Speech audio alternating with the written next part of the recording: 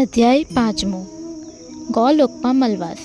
સૂત પુરાણી કહે છે, હે મુનિ શ્રેષ્ઠો, ભગવાન નારાયણ નારદજીને કહે છે તેમ કામ્યક વનમાં શ્રી કૃષ્ણ ભગવાન અર્જુનને કહે છે તે કથા હું તમને કહું છું, તમે એક ચિત્તે થઈ સાંભળો।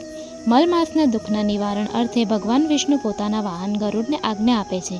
તેની પાંખોના શીતળ વાયુથી મલમાસ શુદ્ધિમાં આવે છે। દુઃખ અને સંતાપથી ઘેરાયેલ મલમાસને ભૂલાઈ ગયેલ દુઃખ તાજું થાય છે। આમાંથી સ્વસ્થ થતા મલમાસે વિનંતીપૂર્વક શ્રી વિષ્ણુ ભગવાનને કહ્યું, આવા જીવન કરતાં તો હું મૃત્યુને વધુ પસંદ કરું છું। આ સાંભળી વિષ્ણુ ભગવાન મલમાસ પાસે જઈ તેના મસ્તક ઉપર હાથ મૂકીને કહ્યું, આ બધું ભૂલી જઈને તું શાંત થા, મારી સાથે ગૌલોક ચાલ, જ્યાં ભગવાન શ્રી કૃષ્ણ બિરાજે છે।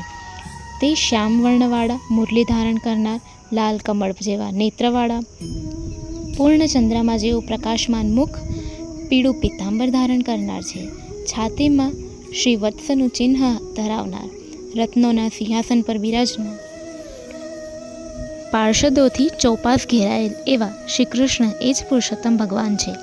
તે સર્વના આધારરૂપ છે, નિઃસ્પૃહ તથા નિર્વિકાર છે, પરિપૂર્ણ છે, પ્રકૃતિથી પર છે, સર્વના નિયંતા છે, સર્વના પ્રભુ છે। માટે તું મારી સાથે ગૌલોક ચાલ।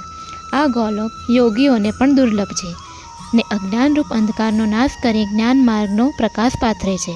ત્રણેય લોક કરતાં સુંદર છે। આ ગૌલોક શાશ્વત સનાતન કાયમ રહેનાર છે અને લંબાઈ પહોળાઈ 3 કરોડ યોજનની છે।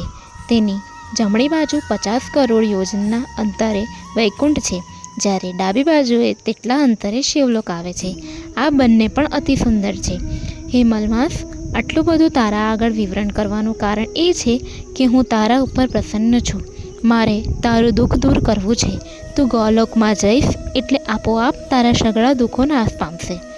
આટલું કહી ભગવાન વિષ્ણુ પોતાના વાહન ગરુડ ઉપર બેસી મલમાસને લઈને ગૌલોક આવી પહોંચ્યા। શ્રી બૃહદ નારદીય પુરાણના પુરુષોત્તમ મહાત્મ્યનો ગૌલોકમાં મલમાસ નામનો 5મો અધ્યાય સંપૂર્ણ।